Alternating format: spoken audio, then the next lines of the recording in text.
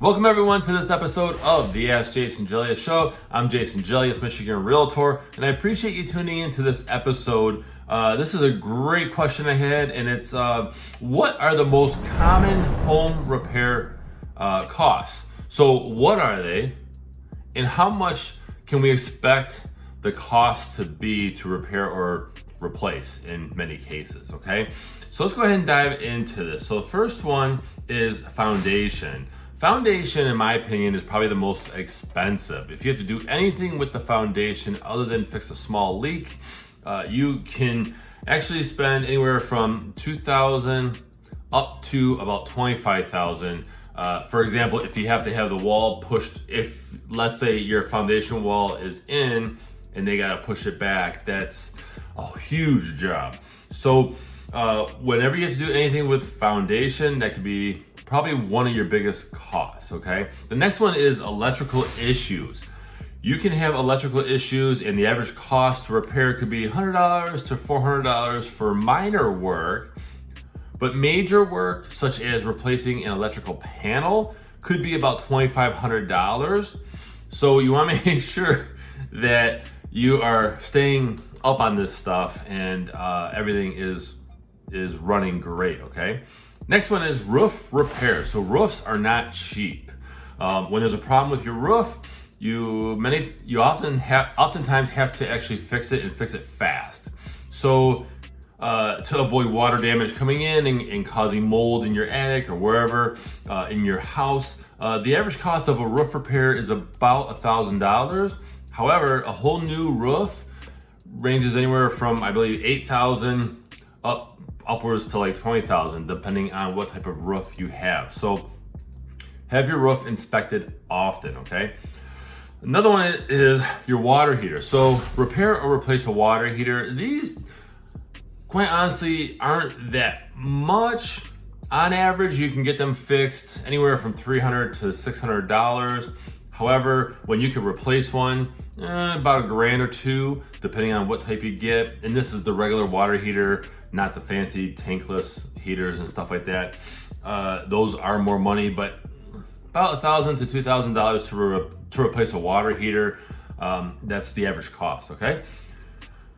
So water damage is the next one, and water damage is actually fairly common. You can have the smallest crack in an old pipe, or something happens with the exterior of your home, crack in the brick, crack in the siding, whatever it is, water gets in there and then gets into your home.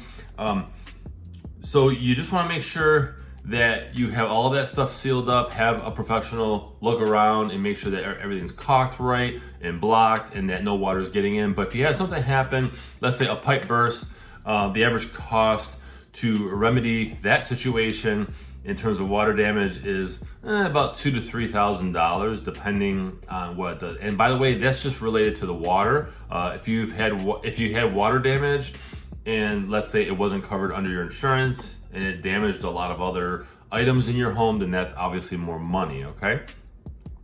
So pipes, we kind of touched on this on the last one, but repair pipes or install new pipes. Sometimes very old homes have to have a new pipe ran in a certain section, especially older homes that have clay pipes.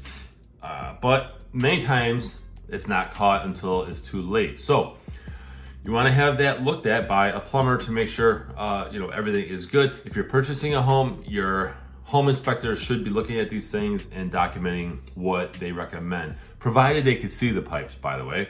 Okay, but the average cost to install pipes in a home, again, depends on how many you're doing, but about $600 to $2,000 roughly per fixture or section. And if you have to get a whole new sewer line, that's about $5,000 to $6,000. Hopefully you don't have to do that, okay? So the next one is about septic system repair, okay? So if you're not familiar with what a septic is if you're not on sewer sanitary, right? Meaning your waste, right, that goes away from your house doesn't go to the city, it goes into a tank. You have a septic tank that's buried in your yard somewhere, and you can't build anything on top of that land or whatnot because it's not strong enough, but your waste goes in there and then it biodegrades, okay? It's kind of a gross one here, but replacing a septic system, you can expect that to be about $1,700 to about $6,000 for new installation, and that is just the septic system. Okay, there's other things that go into it. I've personally seen septic systems run higher than that. I had one. It was a big 4,000 square foot home, and they had to change out the whole septic. They had to excavate, pull the old one out, put the new one in, and so therefore that was about $25,000. But this is actually just repairing and maybe even replacing a small septic system. Okay. Next one is heating or cooling repair or installation. Okay. So whether you're running on gas, oil, electric, it doesn't matter. A new unit for heating or cooling is very costly, but it's worthwhile because it will last a long time, okay? Years. So actually sometimes decades, okay? Depending on what you get and how much you spend. But AC repair, and I've been here as a homeowner, you can range a few $100 to have something fixed. For example, I had this capacitor thing that burnt out on my AC unit, and we spent about $300 because the part was, I don't know, 200 something, and then the labor to put it back in, all right, to replace it, excuse me. But you can expect about $4,500 to $7,000 for a new furnace. So you want to make sure that you have that tuned up every year, by the way. So let's talk mold removal on this next one, okay? Mold develops inside homes as a result of moisture, okay? Trapped moisture, think attic. If there's a roof leak, like I mentioned earlier, mold can form if the attic's not properly vented. Removing minor mold growth, yeah, that's not that hard, but when it's really bad, you can expect that to be about $2,000 to $4,000. And I know a mold remediation company that, there was a client that I had that was buying a house, and they had mold in the attic, and it cost about $4,000 for them to go in there, take care of it, and and properly vent the space so it doesn't happen again. Okay, and the last one is termite damage. Now, believe it or not, all these things that I'm mentioning in this episode are actually very common, okay? According to the National Association of Realtors, but these are common. And termites, people don't think that they are common, but you would be amazed at how many termites are out there, okay? So the problem with termites is they literally eat your house, and they eat your money, right? So I want to reference something here that is interesting. So according to Terminex, which this is not any endorsement in any way, but Terminex on their site states that each year termites are responsible for about $5 billion worth of damage in structures across the United States. And your average infestation can easily cause about $3,000 of damage to your home. Very, very interesting. So it's roughly about $500 to $600 for treatment, and then about $3,000 to $4,000 to repair damage, because you have to repair what they destroyed. If they ate through joists, right, in your flooring or your walls, many times termites, they get in through the foundation and then they go up your walls, okay, and then they just spread wherever wood is. They just spread, okay, and they literally eat your home. But about $500 to $600 to treat them. So these are the most common home repair items, issues that come up, and the rough estimates in terms of cost.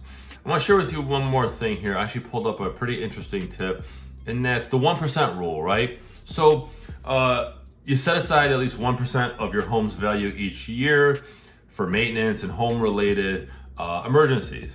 So for example, if you had a $500,000 home, that would require about $5,000 in savings annually, or about $416 a month. And I know that sounds high. You can tweak that, however you want, but that's the 1% rule. And with a larger home, you want to make sure that you have enough of an emergency fund being saved just in case something like this happens. I hope you found this episode valuable. Please share your thoughts in the comments below. I'd love to see what you think about these items. Have you had to deal with any of these items? Go ahead and share that in the comments. I also invite you to follow me on social media. You can choose your links in the description below, and visit my website. It's allabouttherealestate.com and servingmichiganseniors.com. I appreciate you watching.